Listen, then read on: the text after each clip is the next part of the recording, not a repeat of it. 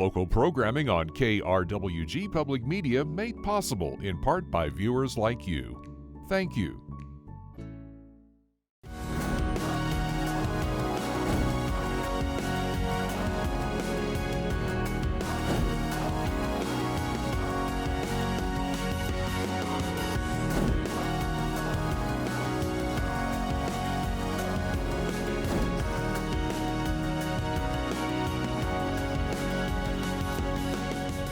Welcome to Fronteras, a changing America. I'm Johnny Coker. A few weeks back, we had Democratic New Mexico Representative Sarah Silva on the program to recap the state's 2025 legislative session. To continue that discussion and to get a different perspective on this year's session, we're joined by Republican Senator for District 35, Crystal Brantley. Senator, thanks so much for taking the time to talk with us today. I'm happy to join you, and I am even happier to be home after a long 60-day session there in Santa Fe. I believe it. And just to begin, I mean, what are some of the biggest accomplishments made at this year's legislative session now that we've had some time to reflect on? From your perspective, what are the big accomplishments that were made? Well, it's important to remember that the governor and Democrat leaders prioritized this legislative session going into it as a crime session. And so we all went in there thinking that most of our priority would be to address the rise in criminal activity that's happening across our state. While we did pass some important crime bills, the reality is that they did fall short. And to many people's disappointment, we did not pass really meaningful crime bills this legislative session like we had hoped to going in. Now, I will say some of the highlights, though, were in that kind of weak crime package. There were a number of bills that will do good. Did it go far enough? Probably not. But one of the highlights of the so-called crime package was reform to the competency code. And so what we do hope with that is to declare many of these criminals claim that they're incompetent to stand trial, and therefore that's leading to this revolving door of criminal activity in our state. I do hope that reform to that competency statute will keep more of those criminals behind bars or within a mental institute where they can get the help that they need. Senator, the governor was particularly perturbed by what she called inaction from the state legislature regarding public safety. And this is a statement from her after the shooting in Young Park in Las Cruces, right at the closing of the session.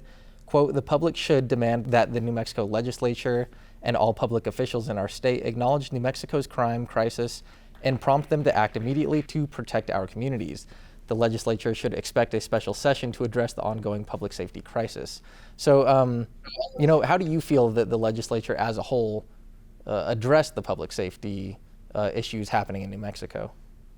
Johnny, it's not often that I agree with this Democrat governor, but I will tell you I absolutely agree with her outrage in the ineffectiveness of this legislator to address public safety, especially when we went in telling New Mexicans that that was going to be our number one priority. I think it's important, especially for Las Cruces voters, to know that their police chief, Chief Jeremy Story, was championing during 60-day legislature. He spent many, many times there along with law enforcement and district attorneys and victims advocate groups, really championing some of these tough on crime bills and explaining to legislator why it's imperative that we act now. One of those aspects to that criminal justice reform was to address the juvenile crime rate that is skyrocketing in New Mexico. It breaks my heart to know that on the final day of a 60-day legislative session, when our police chief was championing juvenile justice reform, that he had to call and break the news that Las Cruces had just experienced one of the worst mass shootings in our city. Juveniles were shot, committed by juveniles. And these were juveniles that had been on a criminal path for far too long, and there were not meaningful ways to intervene on that course to prevent this. I agree with the governor. Not enough was done. The legislators must understand that New Mexicans are demanding that we address the rise in criminal activity, and we disappointed New Mexicans by leaving. I will also mention, Johnny, that there's a concentration where many of the legislators that seem to be complacent and ignore the need to address this rising crime rate are from Las Cruces area. And Senator, going off of that, what are your thoughts on a special session? Because obviously last year's didn't get anything meaningful accomplished really when that was called due to the lack of bipartisan support. Do you think a potential session this summer or would have bipartisan support and could get something meaningful accomplished on this front? Republicans stood ready last summer to have a special session to address crime rate, and nothing was done. We stand ready at any time if the governor wants to call us in to pass meaningful laws that will actually benefit New Mexicans. I'm not optimistic that that's going to get done. The reality is, if we couldn't get done in 60 days what New Mexicans were demanding, I'm not hopeful that we can come in and with 1, 2, or 3 days for a special session get meaningful bills across the finish line, and that is a disservice to New Mexicans. And what are you hearing from your colleagues from across the aisle? Does it feel like there is a push or a want for this special session to happen, or is it silence, or what are you hearing on your end? While my Republican caucus stands ready to go in and to address meaningful crime laws if there's an appetite to do so, I have not heard much since the final day of the legislative session. It does seem that much talk has now shifted to potential federal funding cuts and the need to perhaps gather to address budget backfills. But just as soon as we leave legislative session, it seems that fury and our inaction is now kind of subsiding, and it's left to New Mexicans who are struggling back home, and really nothing's changed to keep them safe and make New Mexico a place they're safe to live or work. And I definitely want to get to that topic of talking about federal funding cuts, but should a special session be called on public safety, what are some pieces of legislation that you would like to see advanced, some policies that you think could really help our state? Well, one of the most meaningful bills that was left on the table addressed juvenile justice reform. And what it did is it expanded it expanded the crimes that juveniles could be held with. And it also reduced the age from 15 down to 14. So let's take, for example, these young park shooters. They didn't just start out as killers. There was a long path in getting there. Some of those shooters had rape charges, aggravated assault, human trafficking. And the reality is, because they're juveniles, there was very little that allows law enforcement to come in and intervene early. It took shooting 13 people and 3 dead children to keep these juvenile offenders behind bars, and that's wrong.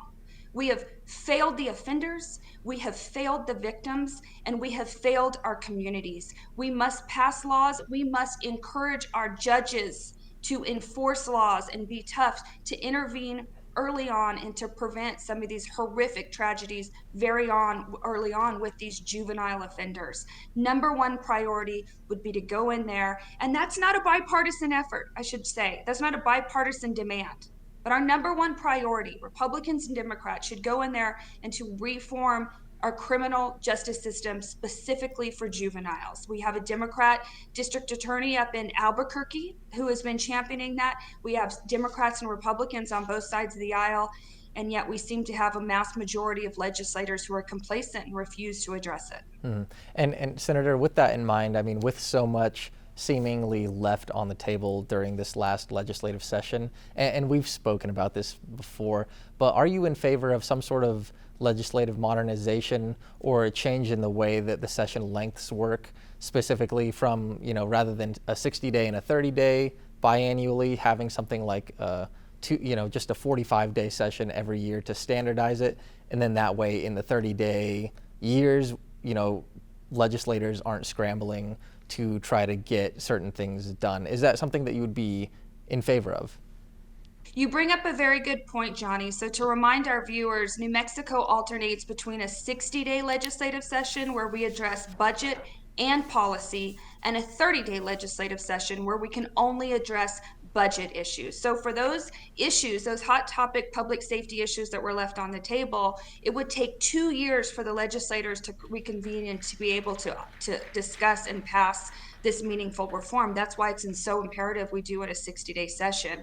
I'll remind you that I broke away from my political party in supporting a paid legislator. And I will do this because, well, I feel like sometimes you get what you pay for. And there's an old saying in Santa Fe that you have to be rich, resourceful, or retired to serve in the legislature. And, I was a single mother of 2 when I got elected. I'm now married, but with 5 teenage daughters. What I would like to see is maybe a younger legislator. I would like to see legislators that are working specifically in the private sector who can go in and provide real-time lived experiences and better be able to connect with their constituents.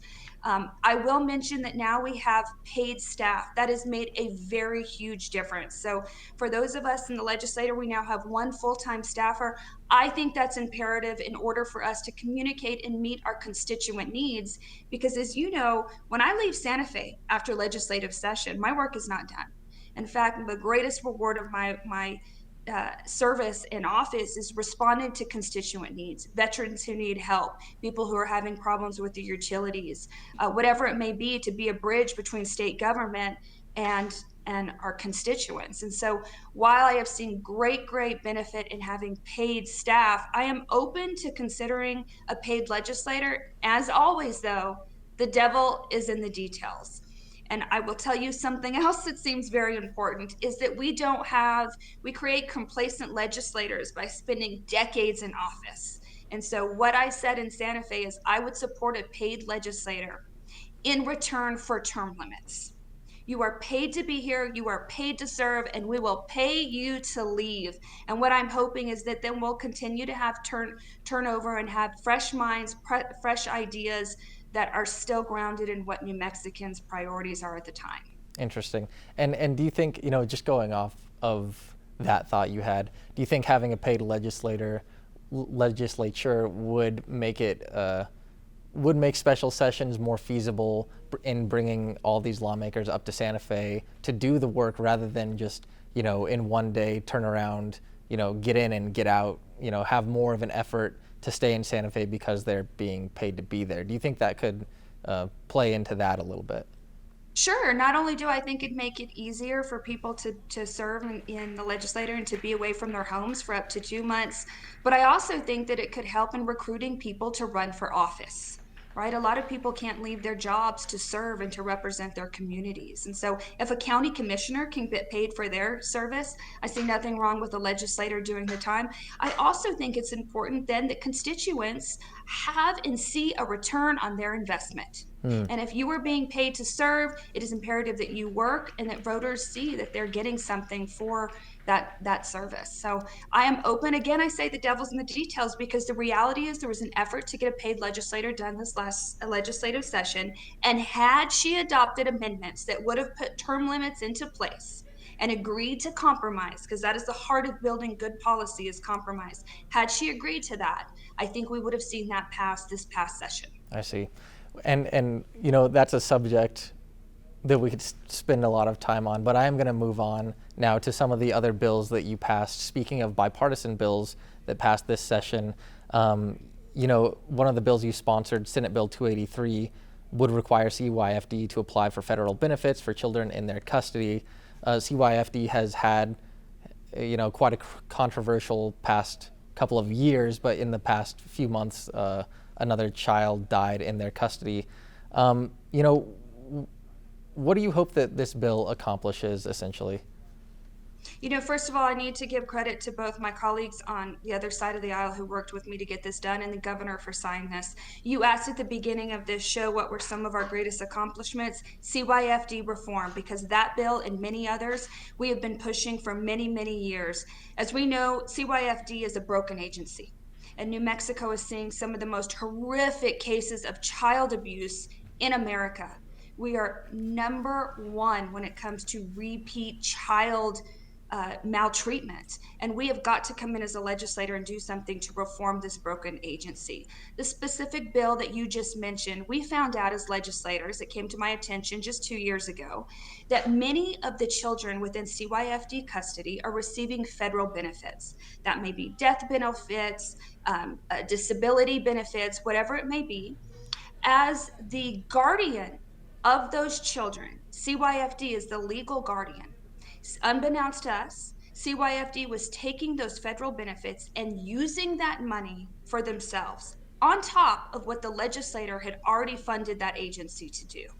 As soon as it came to our attention, we started making progress in drafting this bill that would require CYFD, instead of being able to spend, and I would say steal that money from our most vulnerable population, instead of using that for their own, now what that bill that we just got done passes is it requires them to create a fund, a trust fund in that child's name, deposit all of their money into that account, and upon leaving the CYFD system, when they age out, they're required to take a financial literacy course so they're prepared to manage their own money. And then the money is turned over to that child as they age out of the system.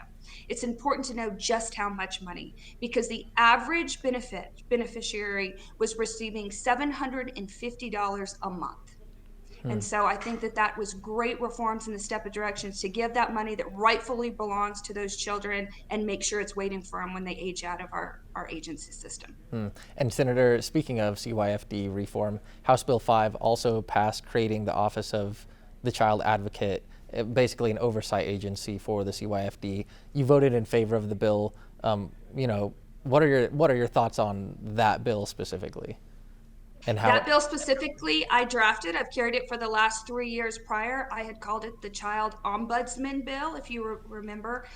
It was introduced again, exactly verbatim, with some Democrat sponsors. So I'm so happy to see it get across the finish line. It had the right messengers, and it was the same message. And so what's that sending is we're providing outside independent oversight of that broken agency. And I appreciate the Attorney General who is coming in to house that position. It is imperative we have that. I have daily calls from constituents. I had another one this morning who's struggling within CYFD, and there is nowhere for us to take those grievances and to provide assistance to those who are having problems with that struggling agency. So I think that these are meaningful bills. We passed also CARA. We have substance abuse born babies in the hospital that were being sent home, and the plan that would allow our state agencies to check on that baby were optional. We've now mandated that to make sure that we have eyes on those children as well, all the way.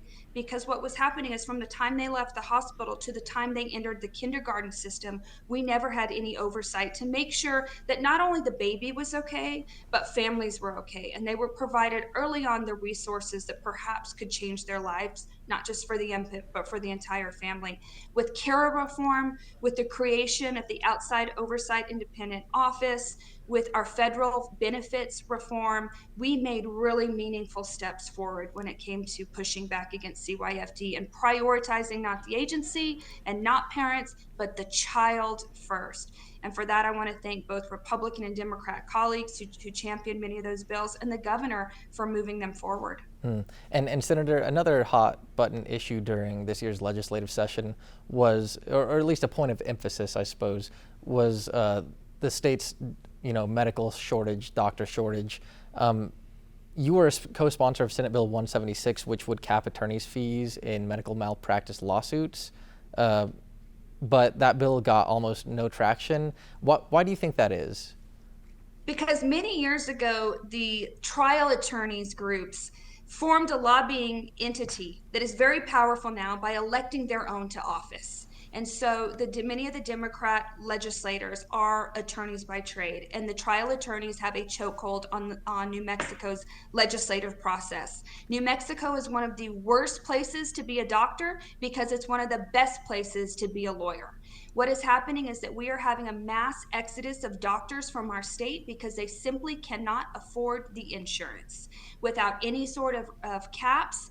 In addition to that, we were also very disappointed to know that there was a number of compact proposals that were sent forward. So a doctor from another state could easily come into the state of New Mexico and practice. There's no need to have that as well, because the lawyers, when they got a hold of these policies, refused to make any allowances where it's just not feasible for a doctor to come to the state of New Mexico to practice. So until we are able to really reduce the chokehold that trial lawyers have on our legal system here in New Mexico and on the legislative process, we are not going to see support for our doctors and our medical fields like we need. And it's heartbreaking. You know, our doctors come up and spend time, they wear their white coats and they just blanket the Capitol, just demanding a little bit of help so that they can keep New Mexico healthy. And it falls on deaf ears, unfortunately. And Senator Brantley, that leads me into my next question. One of the biggest topics of conversation I had with Representative Sarah Silva when she was in here a few weeks back was her lobbyist transparency bill, House Bill 143, basically making it to where it's more transparent. It's more known to, well, it's a lobbyist transparency bill, right? And so I wanted to ask you, what are your thoughts on that bill specifically, if you have any strong thoughts? I do. It was carried in the Senate by Democrat Senator and my friend Jeff Steinborn, and I was happy to support that bill. I'm disappointed that the governor vetoed that bill. I saw a quote that, that kind of addressed the irony that we won't know who was lobbying the governor to veto the bill until the bill is actually passed. But absolutely, voters need to know who is lobbying their legislators, who is paying their legislators. We are a citizen legislator. I think that citizens should be able to have full access and transparency. It's very important that you know what motivates me and who I'm working with. And so I was very disappointed to see that was a step in the right direction, I thought, and I was disappointed to see it vetoed by the governor. Do you think that the veto is indicative of a lack of transparency in the state government? Like, does this go deeper, or do you think this is just a one-off from the governor type of thing? I'm not sure what her motivation behind that was, and I will tell you, she vetoed a number of bills, as you know. That was one of the surprising ones. It's hard to get a legislative body on both sides of the aisle, on both sides of the chamber, to come together to work for nonpartisan legislation to reach her desk. So I was disappointed to see her veto that. And I can't imagine who the opposition to be pushing back against a bill like that, because it certainly wouldn't be, in my mind, New Mexico voters who want to better understand what is motivating their legislators. Mm-hmm. And Senator, we don't have a ton of time left, but you did mention earlier in the show, and I did want to bring it up, is some of the federal cuts that are going to be affecting New Mexicans. First of all, what are you hearing from constituents about some of these cuts happening in the federal government and how they're affecting them and some of the nonprofits in the area? What are you hearing from folks on the ground? We've gotten ourselves in a little bit of a bind as appropriators, because the reality is New Mexico has become far too dependent on federal dollars to operate. The reality is we are a very, very wealthy state. We have a poor mentality, but plenty of money. We just passed an $11 billion budget thanks to a very strong oil and gas economy. And if we managed our money right, we have plenty of money to meet the needs of New Mexico citizens. The problem is we are wasteful with our state dollars, but we are so dependent on these federal dollars. I think it's about time that we sit down, we deep dive into New Mexico's budget, and we recognize the areas in which we are wastefully spending, and there are plenty that would stick out very quickly, and where we can put our own state revenues in. One thing I do want to commend as our appropriators this last session is the creation of many funds. And so while we have this windfall of oil and gas revenues, the creation of funds to create long-time sustainable revenues so that we can work off of the interest of those, I think is very proper money management. And I'm happy to see an expansion of that. One of the largest ones we saw was the $1 billion mental health trust fund. While that's a lot of money to put towards our one-time fee, what it does is we're going to operate off of the interest of that fund, and I think that's money well spent. I also think it's an issue that is far too long been underfunded and ignored, and so putting mental health as a priority. And I also think that it was proper money management. So I am not as worried about the federal dollars, because I will tell you we are extremely wasteful with our state dollars, and so it's going to push legislators to tighten the belt on our own money instead of being so reliant on federal money. And Senator, do you feel that the state government has an obligation to step up, especially in terms of things like public land management? I mean, for instance, the Gila National Forest and the Lincoln National Forest, are primed for quite another bad forest fire season. In the midst of these federal cuts at the Forest Service, should the state be stepping up to mitigate those wildfire risks? Is that something that you think the state should be looking at? And the state, I think, would. Yes, we have a responsibility, but the reality is so much of New Mexico is federal lands, and we don't have access to do work on that. I currently have a fire in Catron County. I represent, as you know, the Gila National Forest. We're headed into a hot season in which we are on high alert for wildfires once again. The reality is that we have saved these forests to death by not going in and doing proper forest management, by thinning, by grazing, by doing controlled burns. And what happens is we have a fire season that's coming on, and because we have not allowed proper conservation, the conservation of our forests, not preservation, but conservation practices are not taking part on our federal lands, is that they burn to the ground. On contrary, you can drive through Ruidoso and see excellent wildfire lands and mitigation efforts by the Mescalero Apache. Beautiful forest lands. There's no reason why all of New Mexico forest lands aren't there. It's just difficult for the state to get access because our federal government, in the management of those lands, they are managed by eco-extremist lawsuits, and they're held up in court. And so those lawsuits manage the way they manage forests. And the reality is mismanagement, because very little is actually done to create healthy forests and watersheds. And Senator Brantley, unfortunately, we are out of time, but I did have one more question. During this last session, you've emerged as a leader within the state's Republican Party. Do you have aspirations beyond the state legislature? Of course, the governor is terming out of office. CD2 is quite a contested district. Before I let you go, I wanted to hear your thoughts. What are your thoughts on that? I'm happy to serve. I was very honored to be appointing ranking Republican member of Senate Judiciary Committee. I'm not a lawyer. I don't have any lawyers in my caucus, but I really enjoyed that leadership role. I work very well with the chairman of Judiciary, Senator Joseph Cervantes. And for right now, I'm very happy in the New Mexico Senate. I feel like I'm doing good work. I'm the first Republican to represent this district. I was reelected. I feel like my constituents are happy. I hope that I represent this district very well, finding a medium where I think most New Mexicans reside. I try not to be polarizing. I try to vote for Senate District 35 and not for one party or the other. And right now, I think that our district and these 7 counties are on the right path. I'm not closing the door on anything higher, but right now we still have some work to do to get southern New Mexico where we want it, and then we'll see where the future takes us. Well, Senator Crystal Brantley, it's always a pleasure to talk to you. Thanks so much for joining me today and being so responsive. Anytime I reach out, it's a pleasure to talk. It's a pleasure to talk to everybody. Thank you, Johnny. Take care. Of course, thank you. And that's all for today's episode. Remember, you can stay up to date on the latest local news at krwg.org. For all of us here at KRWG Public Media, I'm Johnny Coker, and we'll see you next time on Fronteras, A Changing America.